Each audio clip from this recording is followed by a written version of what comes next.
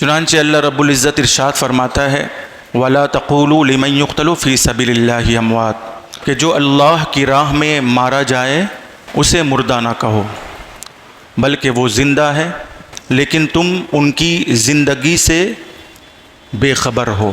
دوسری جگہ اللہ ارشاد فرماتا ہے ملعونین اینما ثقفوا اخذوا وقتلوا تقتیلا، جو اللہ اور اس کے رسول کو اذیت دیتے ہیں، تکلیف دیتے ہیں، ایسے لوگ اللہ اور اس کے رسول کی نظر میں لعنتی ہے، ملامتی ہے، ملعون ہے، پلید ہے، خبیث ہے۔ تو ایسے لوگوں کا دنیا میں، ایسے لوگوں کے لیے دنیا میں سزا یہ ہے کہ قرآن نے کہا اینما ثقفوا اخذوا وقتلوا تقتیلا، جو لوگ ملعون ہیں، لعنتی ہے، ایسے لوگوں کو پکڑو، جہاں چاہو وہاں پکڑو، اور جہاں مل جائے وہاں پکڑو، اور پکڑ کر ایسے لوگوں کو مار ڈالو۔ قتلوا تقتیلا، قتلوا تقتیلا، اتنا مارو کہ بوٹی بوٹی ہو جائے۔ یہ قرآن ہے۔ اب آپ سوچ رہے ہوں گے کہ قرآن نے اس بات کا حکم دیا کہ جو اللہ اس کے رسول کو اذیتیں دیں، تکلیف دیتا رہے، تو ایسے لوگوں کی سزا اللہ نے یہ مقرر فرمائی کہ ایسے لوگ لعنتی ہیں، اور ایسے لوگوں کی سزا یہ کہ یہ جہاں کہیں بھی ملے انہیں پکڑو اور مارو۔ قتلوا تقتیلا، بوٹی بوٹی کر دو۔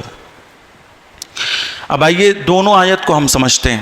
پہلی آیت وَلَا تَقُولُوا لِمَن يُقْتَلُ فِي سَبِيلِ اللَّهِ أَمْوَاتٌ بَلْ أَحْيَاءٌ وَلَٰكِن لَّا تَشْعُرُونَ، تاجدار کربلا مولا امام حسین علی جدہ وعلیہ السلام اور ان کے خانوادے اور 72 شہدائے کربلا کی فضیلت کے سلسلے میں یہ آیت ہے کہ جو لوگ شہید ہو جائیں، جو اللہ کی راہ میں مارے جائیں، انہیں مردہ نہ سمجھنا، بلکہ وہ کیا ہیں؟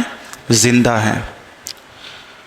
تو اس آیت کے ضمن میں مولا حسین آج بھی زندہ ہیں، اور 72 شہداء کیا ہیں؟ زندہ ہیں۔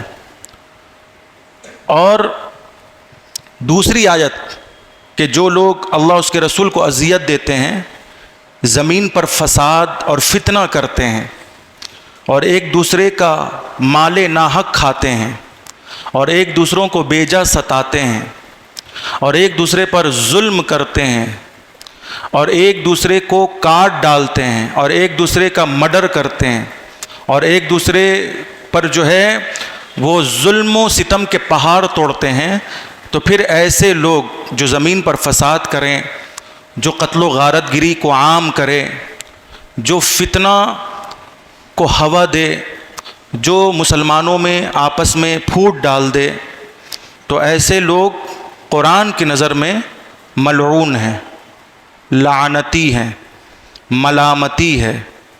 تو ایسے لوگوں کی سزا ہے کہ یہ جہاں کہیں بھی ملیں پکڑے جائیں اور مارے جائیں۔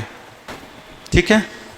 اس آیت کریمہ کے ضمن میں یہ کہہ سکتا ہوں کہ یزید پلید، خبیث، ملعون، لعنتی، ملامتی، اور اس کے پورے حواری و جواری جو کربلا میں مولا حسین علی جدہ علیہ السلام اور ان کے گھر والوں اور ان کے ساتھیوں کے مقابل آئے تھے لڑنے کے لیے، جنگ کرنے کے لیے، اور زمین پر فساد مچائیں، اور پھر مولا حسین کی شہادت کے بعد کربلا یزید نے اپنی فوج کو حکم دیا کہ مسجد نبوی، مدینہ المنورہ اور مکہ المکرمہ پر حملہ کریں، اور اس یزید پلید کے حکم کی وجہ سے جب مدینہ المنورہ اور مکہ المکرمہ پر حملہ ہوا تو اس حملے میں خانہ کعبہ کا غلاف بھی جل گیا، معاذ اللہ ثم معاذ اللہ، اور نہ جانے کتنے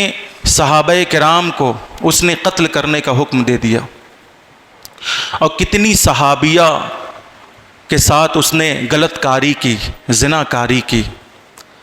تو مولا امام حسین علیہ جدہ علیہ السلام کی ذات یزید کے لیے ایک طرح کی رکاوٹ تھی، یزید کوئی کام کھل کر نہیں کر پا رہا تھا. کربلا سے پہلے مولا امام حسین علیہ جد السلام جب تک زندہ تھے تو یزید چھپ چھپ کر غلط کام کر رہا تھا, چھپ چھپ کر شرابیں پی رہا تھا, چھپ چھپ کر لڑکیاں بازی کر رہا تھا, چھپ چھپ کر فتنہ فساد مچا رہا تھا, چھپ چھپ کر گندی سیاست کو ہوا دے رہا تھا. لیکن جب مولا حسین قتل ہو گئے, جب وہ شہید ہو گئے, تو ان کی شہادت کے بعد, کربلا کے بعد, یزید اور زیادہ بے لگام ہو گیا, اور زیادہ بے لگام ہو گیا. اب اس نے کھل کھل کر جو ہے شریعت کے خلاف کام کرنا شروع کر دیا, کھل کر جو ہے شراب اڈے کو آباد کرنا شروع کر دیا, کھل کر جوا کھیلنا شروع کر دیا, کھل کر جو ہے لڑکیوں کو چھیڑنا شروع کر دیا, کھل کر زمین پر فساد اور فتنہ مچانا شروع کر دیا, کھل کر بالکل مدینۃ المنورہ مکۃ المکرمہ پر حملہ کیا اور صحابہ کرام کو قتل عام کیا. تو اب آپ بتائیں, جب یزید کی یہ تاریخ ہے اور یزیدیوں کی یہ تاریخ ہے, تو اب قرآن کی نظر میں وہ ملعون ہے یا نہیں؟ بتائیے, آپ بتائیے. ملعون ہے. اب ملعون کی سزا کیا ہے کہ جہاں ملے مار ڈالو اسے. اب دیکھیں کہ پہلے اس آیت کو سمجھیں کہ جو اللہ کی راہ میں شہید ہو جائیں وہ مردہ نہیں, وہ زندہ ہے. مولا امام حسین شہادت کے 3 دن کے بعد تاریخ میں ہے کہ جب یزیدیوں نے ان کے کٹے ہوئے سر کو نوک نیزہ پر جو ہے دمشق کے بازار اور شام, ملک شام میں جب ان کے کٹے ہوئے سر کا تماشا بنایا اور گھمایا پھرایا, میلہ ٹھیلا نکلوایا, جشن میں خوب ڈھول تاشے بجوائیں, اور مولا امام حسین کا وہ کٹا ہوا سر 3 دن کے بعد نوک نیزہ پر کسی شخص نے کیا دیکھا کہ کوئی شخص ہے جو مولا حسین کے کٹے ہوئے سر کے سامنے قرآن کی تلاوت کر رہا ہے اور سورہ کہف کی آیت کریمہ پڑھ رہا ہے. ام حسبت ان اصحاب الکہف والرقیم کانوا من آیاتنا عجبا. وہ کہہ رہا تھا کہ اصحاب کہف کا واقعہ بڑا عجیب واقعہ ہے, بڑا عجیب واقعہ ہے. تو کٹا ہوا سر بول پڑا, نوک نیزہ پر کٹا ہوا سر بول پڑا کہ اصحاب کہف کے واقعے سے بھی زیادہ عجیب واقعہ کربلا کا واقعہ ہے. مولا حسین بول پڑے, کٹا ہوا سر بول پڑا. دھر کہاں ہے؟ کربلا میں. دھر کہاں ہے بولیے؟ اور سر کہاں ہے؟ نوک نیزہ پر. اور نوک نیزہ پر بھی وہ کٹا ہوا سر کلام کر رہا ہے. وہاں کھڑے لوگ دیکھ کر کتنے ایمان لے آئے. مولا حسین کا کٹا ہوا سر بھی اسلام اور دین کی تبلیغ کر رہا ہے. سبحان اللہ. کتنے لوگ دیکھ کر ایمان لے آئے, کتنے مومن ہو گئے, مسلمان ہو گئے. اب یہاں یہ سمجھانا ہے کہ قرآن نے تو ظاہر سی بات ہے کربلا سے پہلے کہا تھا. ابھی کربلا بپا نہیں ہوا, ابھی مولا حسین شہید نہیں ہوئے, ابھی ان کے گھر والے شہید نہیں ہوئے, ابھی ان کے 72 شہداء جو ہے شہید نہیں ہوئے. قرآن جب نازل ہو رہا تھا رسول اللہ صلی اللہ علیہ وسلم کے زمانے میں, اور رسول اللہ صلی اللہ علیہ وسلم کے اوپر جب نازل ہو رہا تھا, تب نہ یہ آیت نازل ہوئی وَلَا تَقُولُوا لِمَنْ يُقْتَلُ فِي سَبِيلِ اللَّهِ أَمْوَاتٌ, کہ جو اللہ کی راہ میں مارا جائے اسے مردہ نہ سمجھنا, اسے مردہ نہ کہنا, وہ زندہ ہیں. تو آپ ذرا غور فرمائیں کہ کربلا سے پہلے, شہادت حسین سے پہلے, شہدائے کربلا کی شہادت سے پہلے, یزید کے ظلم و ستم سے پہلے جب قرآن نازل ہو رہا تھا تو یہ کہہ رہا تھا کہ جو اللہ کی راہ میں مارا جائے وہ کیا ہے؟ زندہ ہیں. تو اسی آیت کے مطابق ہم لوگوں نے امیر حمزہ شہید کو زندہ سمجھا, عمر فاروق شہید کو زندہ سمجھا. ہم لوگوں نے اسی آیت کی روشنی میں عثمان بن عفان شہید کو زندہ سمجھا. ہم لوگوں نے اسی آیت کی روشنی میں خود مولائے کائنات مشکل کشا کو زندہ سمجھا. ہم نے اسی آیت کریمہ کے ضمن میں حضرت حنظلہ کو زندہ سمجھا, کیونکہ قرآن گواہی دے رہا ہے کہ یہ سب زندہ ہیں. یہ سب کیا ہیں؟ جو اللہ کی راہ میں مارے گئے, جو شہید ہے, وہ سب کیا ہیں؟ تو اب ذرا غور فرمائیں کہ قرآن خاموش کلام کا نام ہے, خاموشی سے پیغام دے رہا ہے کہ دیکھو شہیدوں کے بارے میں اچھا خیال رکھنا، شہیدوں کے بارے میں اچھا گمان رکھنا. شہید مرتا نہیں ہے، شہید زندہ ہو جاتا ہے، شہید کو زندگی مل جاتی ہے. تو قرآن نے خاموش طریقے پر تبلیغ کی، یہ زندہ، وہ زندہ، وہ زندہ، وہ زندہ. اب بتائیں کہ عمر کی شہادت کے بعد عمر خاموش، قرآن بول پڑا عمر زندہ. امیر حمزہ کی شہادت کے بعد امیر حمزہ خاموش، قرآن بول پڑا امیر حمزہ زندہ. عثمان کی شہادت کے بعد عثمان خاموش، قرآن بول رہا ہے عثمان زندہ. خود علی مرتضیٰ کی شہادت کے بعد علی مرتضیٰ خاموش، قرآن بول رہا ہے علی زندہ.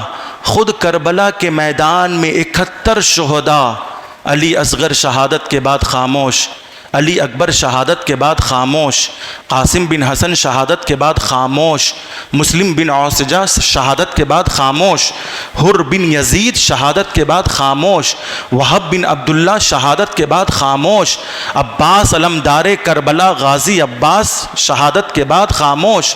قرآن کہہ رہا ہے علی اصغر زندہ، علی اکبر زندہ، قاسم بن حسن زندہ. قرآن کہہ رہا ہے غازی عباس زندہ. لیکن اب دیکھیں قرآن خاموش کلام ہے نا، وہ خاموشی سے کلام کر رہا ہے، وہ خاموشی سے دین کی تبلیغ کر رہا ہے، وہ خاموشی سے اسلام کی تبلیغ کر رہا ہے، وہ خاموشی سے کہہ رہا ہے کہ انہیں مردہ مت سمجھنا، یہ سب زندہ ہیں. یہ اگرچہ نہیں بول رہے تو کیا ہے، یہ زندہ ہیں. ان کا سر تن سے جدا ہو گیا تو کیا ہے، یہ زندہ ہیں. ان کے بازو قلم کر دیے گئے تو کیا ہے، یہ زندہ ہیں. لیکن 3 دن کے بعد جب مولا حسین کا کٹا ہوا سر نوکے نیزہ پر بول پڑا، بولیے وہ خاموش نہ رہا، وہ بول پڑا تو بات سمجھ میں آ گئی کہ ہاں قرآن خاموش کلام کا نام ہے، حسین بولتا ہوا قرآن کا نام ہے. حسین نے گواہی دی کہ اب تک جتنے بھی اللہ کی راہ میں مارے گئے تو قرآن نے جو کہا ہے کہ یہ سب زندہ ہیں، دیکھ لو اس کی گواہی میرا کٹا ہوا سر دے رہا ہے کہ ہاں زندہ ہے. تو حسین ابن علی بولیے. تو اب قرآن کی گواہی کس نے دی؟ سب کی گواہی تو قرآن دے رہا ہے. میں بڑی ذمہ داری سے کہہ رہا ہوں، آن دا ریکارڈ کہہ رہا ہوں، سب کی زندگی کی گواہی قرآن دے رہا ہے. اور قرآن کی صداقت اور سچائی کی گواہی نوکے نیزہ پر کٹا ہوا سر حسین دے رہا ہے. اس لیے حسین بولتا قرآن کا نام ہے. تو وہ نوکے نیزہ پر بھی قرآن پڑھیں، کٹا ہوا سر بھی قرآن پڑھیں. اور ہم کیسے حسینی ہیں، ہم کیسے مولا حسین کے چاہنے ماننے والے ہیں، ہم کیسے اہل بیت سے محبت کرنے والے ہیں کہ ہم زندہ و جاوید ہونے کے بعد کھاتے پیتے چلتے پھرتے بولتے چالتے اور ہمارا سر تن سے سٹا ہے پھر بھی ہم قرآن نہیں پڑھ رہے ہیں، اور وہاں مولا حسین کا سر تن سے کٹا ہے پھر بھی. تو اس لیے واقعہ تو ہر سال بیان ہوگا. اور واقعہ کربلا کی خوبی ہے، یہ واقعہ کربلا لیلا مجنوں کی کہانی نہیں ہے کہ 1 بار 2 بار 4 بار 5 بار سننے کے بعد دل بھر جائے. یہ واقعہ کربلا حاتم طائی کی کہانی نہیں ہے کہ 2-4 بار دیکھ لو پڑھ لو سن لو تو دل بھر جائے. یہ واقعہ کربلا اصحاب کہف کا واقعہ نہیں ہے کہ 3-4 بار آپ پڑھ لیجئے سرسری طور پہ تو دل بھر جائے. یہ واقعہ کربلا وہ واقعہ ہے کہ ہر بار سنیں، بار بار سنیں، 1000 بار سنیں، مگر اس کی لذت یہ ہے، اس کی چاشنی یہ ہے کہ انسان یہ چاہتا ہے کہ بار بار واقعہ کربلا سنا جائے، بار بار واقعہ کربلا دہرایا جائے. کیونکہ ہم نے دیکھا ہے کہ اور واقعہ سے دل بھر جاتا ہے مگر کربلا کے واقعہ سے آنکھیں تو بھر جاتی ہے مگر دل کبھی نہیں بھرتا ہے. یہ واقعہ کربلا کی خوبی ہے، آنکھیں تو بھر جاتی ہے مگر دل ایسا لگتا ہے کہ بار بار واقعہ کربلا دہرایا جائے. اور ایسا بھی محسوس ہوتا ہے کہ جب واقعہ کربلا دہرایا جاتا ہے نا تو ایسا لگتا ہے کہ ابھی ابھی واقعہ ہوا ہو، ایسا محسوس ہوتا ہے کہ ابھی ابھی یہ واقعہ ہوا ہو.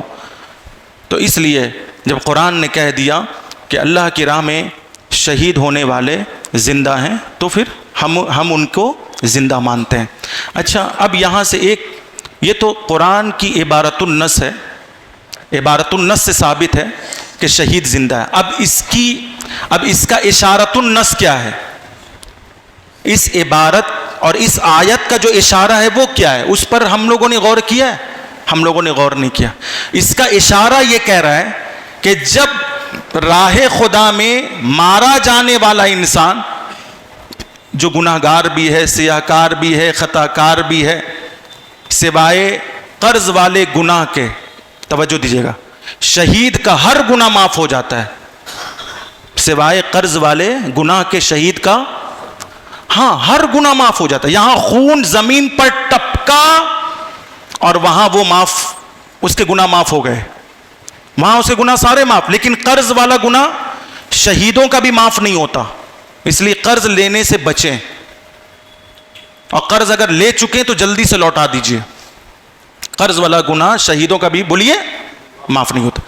تو آپ دیکھیں کہ شہیدوں کا ہر گناہ قرض کے علاوہ معاف ہو جاتا ہے، معاف ہو جاتا ہے، چاہے وہ جتنا گناہ گار رہا ہو، سیاہ کار رہا ہو. مگر ہاں، اس دور کی بات نہیں کر رہے، اس دور میں تو قتل و غارت گری عام ہے. اب دو لوگوں میں جھڑپ ہوئی، دو مسلمان میں مار پیٹ ہوا، اب دونوں کی نیت یہی تھی کہ ہم اسے مار گرائیں گے، یہی تھی نا، دونوں کی نیت تو یہی تھی نا، ہم اسے مار گرائیں گے. تو اس دور پرفتن میں اگر آپس میں قتل و غارت گری میں کوئی مسلمان مارا جاتا ہے، میں بڑی ذمہ داری سے کہہ رہا ہوں، میں حدیث کی روشنی میں کہہ رہا ہوں، کوئی مسلمان اگر قتل ہو گیا یا مارا گیا کسی مسلمان کے ہاتھ سے، تو ایک حدیث ہے اسی دور کے جو ہے، اسی دور فتن کی روشنی میں ایک حدیث ہے، اللہ کے نبی نے فرمایا کہ ایک دور آئے گا کہ جس دور میں قتل عام ہوگا اور خون سستا ہو جائے گا. لوگ ایک دوسرے کو مارنے کے لیے بالکل تیار رہیں گے، جیسے کھانے کے لیے تیار رہیں گے، ایک دوسرے کو چبانے کے لیے تیار رہیں گے. کوئی نظر سے چبائے گا، کوئی اپنی تلوار سے مارے گا. تو اب حدیث ہے، تو صحابہ نے پوچھا یا رسول اللہ، اس دور میں اگر کوئی کسی کو مار ڈالے گا تو مقتول کا کیا حکم ہوگا؟ تو کہا اس دور میں، جس دور میں قتل و غارت گری عام ہوگا، اس دور میں اگر کوئی کسی کو مار دے گا تو مقتول کا حکم قاتل کی طرح ہوگا. سنیے، مقتول کا حکم قاتل کی طرح ہوگا، یعنی قاتل جس نے مرڈر کیا، جس نے مارا ہے، جس نے قتل عام کیا، وہ جہنمی ہے، وہ جہنم میں جائے گا. تو اسی طرح جس کو مارا ہے مقتول، وہ کون سا جنت میں جائے گا؟ وہ بھی جہنم میں جائے گا. کیوں؟ اس لیے کہ اس کی بھی نیت جھگڑے کی تھی، اس کی بھی نیت فتنے کی تھی، اس کی بھی نیت جو ہے فساد کی تھی. اور حدیث میں القاتل والمقتول کلاہما فی النار، قاتل اور مقتول دونوں کے دونوں جہنم میں ہیں. اس لیے میرے بھائیوں، قتل و غارت گری یہ کوئی آسان چیز نہیں ہے کہ کسی کو بھی بس مار دیا. آج ہو رہا ہے نا، سب سے زیادہ دیکھیے آپ، میڈیا والے اس کو پھیلاتے بھی ہیں اور لوگ شوق سے بلاتے بھی ہیں. 500,000 روپے میں کوئی کسی کو تماچا مار دیا تو لاؤ میڈیا والے کو بلا لو، تاکہ پورا 39 نمبر وارڈ بدنام ہو جائے، کیلا بگان بدنام ہو جائے، پھر بچوں کا مستقبل خراب ہو جائے. کیا ہے یہ سب؟ اللہ کے حضور آؤ نا، رو نا، گڑ گڑاؤ نا، اللہ سے معافی مانگو. جب اگر تمہارے اوپر ظلم ہو جائے تو میڈیا والوں کو نہ بلا کر تم اللہ کی بارگاہ میں آ جاؤ، وہاں رو گڑاؤ، گڑ گڑاؤ. میڈیا والے کیا یار 200-400 لوگوں کو دکھائیں گے، لیکن جب اللہ دکھائے گا تو قیامت والے دن کروڑوں لوگوں کو دکھا دے گا. مگر کسی کا ایمان نہیں، کوئی مطلب اللہ پہ ایمان ہی نہیں رکھتا نا. آئے دن دیکھو میڈیا والے آئے، 39 نمبر وارڈ میں ایسا ہوا، کیلا بغان میں ایسا ہوا. کتنی بدنامی کی بات ہے بتائیے. اور کوئی بڑا ایسا ہے بھی نہیں جو چھوٹوں کو سمجھائے، وہ خود ویسا ہی ہے. اب چھوٹوں کے ساتھ بیٹھ کے وہ چائے پیے گا، کھانا کھائے گا، کوئی سمجھانے والا نہیں ہے. تو خیر، اب دیکھیے وہ قتل و غارت گری میں کوئی قتل ہو گیا تو پھر حدیث میں ہے القاتل والمقتول کلاہما فی النار، قاتل اور مقتول دونوں جہنم میں ہیں، دونوں جہنم میں. تو اب میں یہ بتا رہا تھا کہ اس آیت کا اشارہ یہ بتا رہا ہے، دلالت عبارت تو یہ ہے، ظاہر تو یہ ہے کہ جو شہید ہوا چاہے جتنا بڑا گناہ گار ہو، اگر اللہ کی راہ میں، اسلام کی حمایت میں، دین کے تحفظ میں، شریعت کی بقا کے لیے، نماز اور قرآن کی بقا کے لیے، مسجد و مدرسہ کی بقا کے لیے، خانقاہ کی بقا کے لیے، مزارات کی بقا، اب میں ایک دم واضح کر دے رہا ہوں، بقا کے لیے، وطن کے تحفظ کے لیے اگر وہ مارا گیا نا، چاہے جتنا گناہ گار ہو، اگر ایمان والا ہے تو وہ کیا ہے؟ زندہ ہے. سب مل کر بولیے، وہ شہید ہے اور کیا ہے؟ زندہ ہے. لیکن یہ تو چلیے قرآن نے کہہ دیا، یہ ظاہر ہے، لیکن جو پوری زندگی اپنے نفس کو مارا ہو، وہ اللہ والے، جنہوں نے پوری زندگی اپنے نفس سے جہاد کیا ہو، نفس کی خواہشات کو مار ڈالا ہو جیتے جی، کسی کا برا نہ چاہا ہو، کسی کا کینہ نہیں رکھا ہو، کسی کا بغض نہیں رکھا ہو، کسی سے حسد نہیں کیا ہو، نماز پڑھی ہو، روزہ رکھا ہو، زکوٰۃ دی ہو، اللہ اللہ کیا ہو، رسول اللہ سے محبت کی ہو، صحابہ کرام کے راستے پر چلے ہوں، اہل بیت اطہار سے محبت کی ہو، تو اب ایسا ولی اس شہید سے بھی زیادہ زندہ ہے، کیونکہ وہ شہید تو پل بھر کے لیے، لمحے بھر کے لیے مر گیا، کٹ گیا اللہ کی راہ میں. تو جو لمحے بھر کے لیے کٹ جائے، اللہ کے لیے لمحے بھر کے لیے، بولیے کٹ جائے، وہ زندہ ہو سکتا ہے. تو یہ اللہ والے، یہ غوث پاک جو پوری زندگی کاٹتے رہیں، اپنے نفس کو مارتے رہیں، سمجھاتے رہیں کہ سمجھ جاؤ، وہ غریب نواز، وہ مخدوم اشرف، وہ وارث پاک، وہ اللہ والے، وہ سب زندہ نہیں ہیں؟ بولیے، ان سے زیادہ وہ زندہ ہیں، کیونکہ ان کے نامہ اعمال میں تو کوئی گناہ بھی نہیں نا.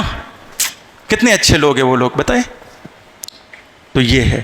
اب آئیے تو وہاں پر ملعونین، یہ آیت تو سمجھ گیا، وہ ملعونین جو زمین پر فساد کرے، فتنہ کرے، قتل و غارت گری عام کرے. اب یزید کے بارے میں آپ کا کیا خیال ہے؟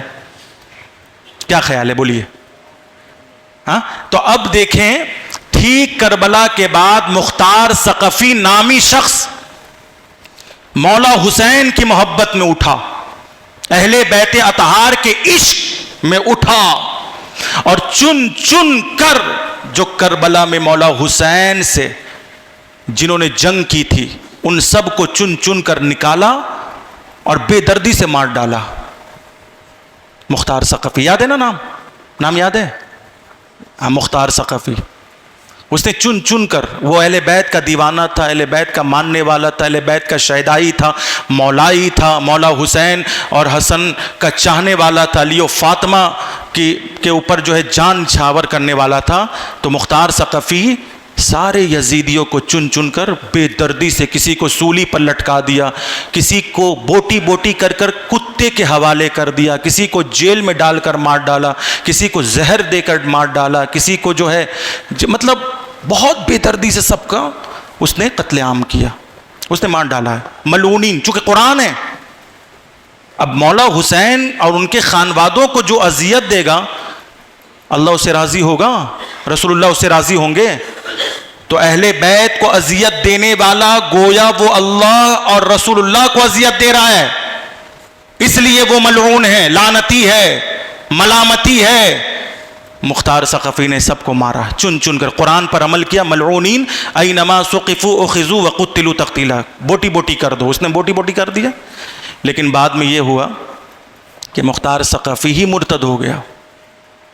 دیکھیے مولا حسین سے بہت محبت کرتا تھا، اہل بیت سے محبت کرتا تھا، بڑا شیدائی تھا، بڑا مولائی تھا، لیکن بعد میں وہ خود کیا ہو گیا، وہ کہنے لگا، وہ دعویٰ کرنے لگا کہ خواب میں نا ہم پر وحی آتی ہے، ہم پر کتاب نازل ہوتی ہے. اس نے نبوت کا دعویٰ کر دیا. ہاں مختار ثقفی بعد میں نبوت کا دعویٰ کر دیا، کہا کہ ہم نبی ہیں اور یہ ہیں اور وہ ہیں. تو پھر ایک وقت ایسا آیا کہ مختار ثقفی کو بھی کاٹ دیا گیا. اب یہاں پر دیکھیے واقعہ صرف سن کر مزہ نہیں لینا ہے، بلکہ اس کو سمجھنا ہے کہ آخر یہ واقعہ کہاں اشارہ کر رہا ہے. واقعہ یہ اشارہ کر رہا ہے کہ چاہے آپ جتنا بھی اہل بیت سے محبت کر لیں، مگر آپ یاد رکھیں وہ مثل اور وہ کہاوت مشہور ہے کہ اللہ جب اپنا کام لے لیتا ہے نا تو کسی دشمن سے بھی لے لیتا ہے. اللہ اپنا کام تو جب آپ اللہ کے کام آ جاؤ تو گھمنڈ مت کرنا، تکبر مت کرنا. ارے میں نے تو سید صاحب کے لیے یہ کیا، ارے میں نے تو مسجد کو فتح کر دیا، ارے میں نے تو وہ کر دیا، ارے میں نے تو یہ کر دیا، ارے میں تو وہ ہوں، ارے میں تو. اللہ کا شکر ادا کیجئے کہ اللہ نے آپ سے کام لیا ہے، اللہ نے آپ سے کام لیا ہے. اگر بس مختار ثقفی کے ساتھ یہی حال تھا، وہ متکبر ہو گیا، مغرور ہو گیا. مگر برا ہو رافضیوں کا، شیعوں کا کہ مختار ثقفی جس نے دعوی نبوت کیا اور مرتد ہوا، اور اس کو خود غالباً حضرت عبداللہ ابن زبیر صحابی رسول نے اس کو مارا، قتل کر دیا بے دردی سے. اب وہ مرتد ہو کے مرا، کافر مرا. برا ہو رافضیوں کا کہ رافضیوں نے کیا کیا، دیکھا کہ یہ تو مولائی تھا، شیدائی تھا. اب مختار ثقفی کا بھی وہاں جو ہے امام مسلم کے پاس ان کے بغل میں مزار بنا دیا. امام مسلم کے بغل میں کوفہ میں رافضیوں نے، شیعوں نے مختار ثقفی کا بھی مزار بنا ڈالا.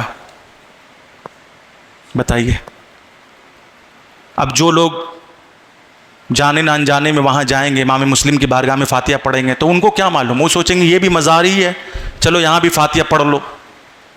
اسی لیے کہا گیا کربلا جائیں تو سنی گائیڈ لائن کے ساتھ جائیں تاکہ وہ صحیح سے آپ کو گائیڈ.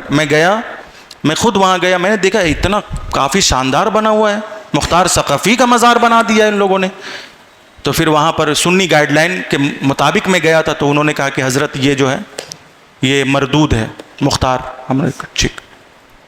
تو میرے بھائیوں، مولا حسین کی شہادت کے عوض اللہ نے 70,000 اور 70,000 کل 1,40,000 کو مروایا.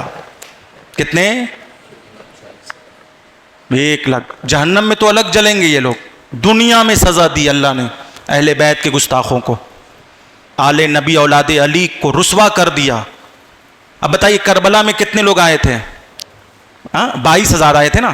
یزیدی کتنے تھے؟